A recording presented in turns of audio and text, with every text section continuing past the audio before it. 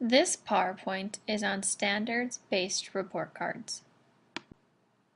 My research question is, what are recommended best practices for designing and using standards-based report cards? Why is this an important topic for me? This is an extremely important topic to me because I am currently serving on our district's report card committee where we are trying to implement a standards-based report card.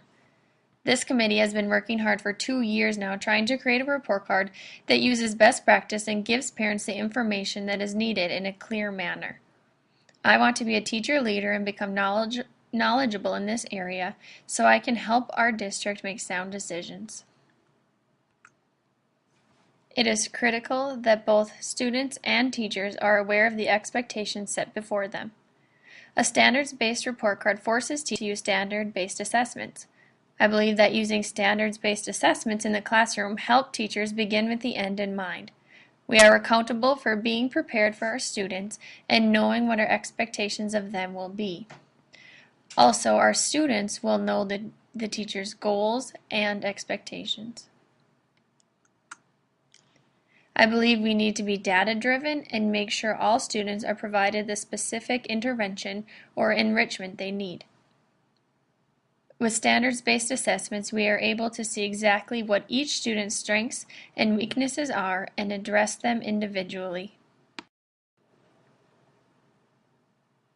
In the following slides, I will summarize the research I have acquired. Through my research, I have continued to come across these 5 questions. 1. Why should educators move towards standards-based report cards? 2. How do we successfully implement standards-based report cards? 3. The basis of good reporting is good evidence. What is good evidence? 4. What makes grading and reporting integral parts of the instructional process? And number 5, for whom are standardized report cards intended? The next 5 slides will provide more information on each question. Number 1, why should educators move towards standards-based report cards? There are many current practices of grading and reporting that are inadequate. Many teachers rely upon their prior experiences when it comes to grading and reporting. Now we've gained a better understanding of the new intentions of grading and reporting. We know that many students are falling through the cracks, and we need to know exactly where they are in accordance with the standards. When grading policies improve, discipline and morale almost always follow. When students know what is expected of them, their behaviors will follow. All teachers should be using the same grading and reporting system. Grading and reporting seem to be the one last thing that teachers are able to do individually. We need a collaborative system. Number 2, how do we successfully implement standards-based report cards? We need to create a sense of urgency. We need to make it known to people that there is a need for change in the issue of grading and reporting. Students will benefit from this change. We need to identify teacher leaders. Seek out teachers who see the need and are already working change. Form a committee to further these investigations. We need to get the facts. Do some of your own research. See what information is out there.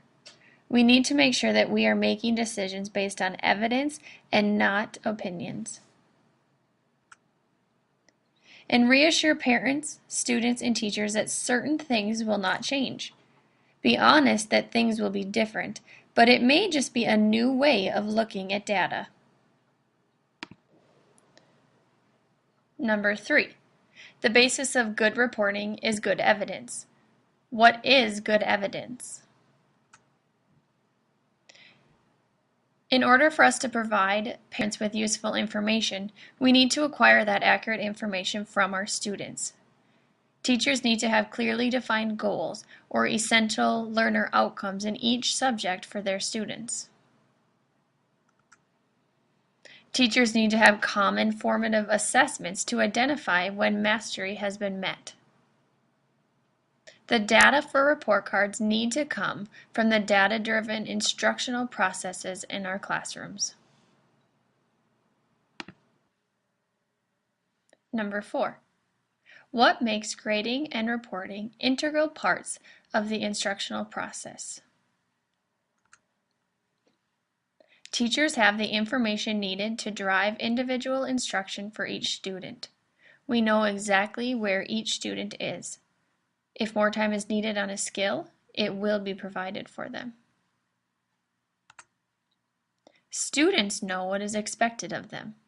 When students know what the essential learner outcome is, they have a goal to work toward, which will instill motivation.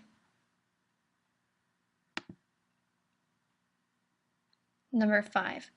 For whom are standardized report cards intended? Report cards are intended to provide parents with the information necessary for them to know their child's strengths and weaknesses. We want parents to work on these weaknesses at home. We need to be cognizant of the intended audience when we create report cards. Parents do want critical information, not all of our data. Report cards need to be jargon-free and easily understood. One thing that was interesting to me was the overwhelming agreement upon parents when they say they want important information about their child, but that doesn't mean the report card needs to be longer.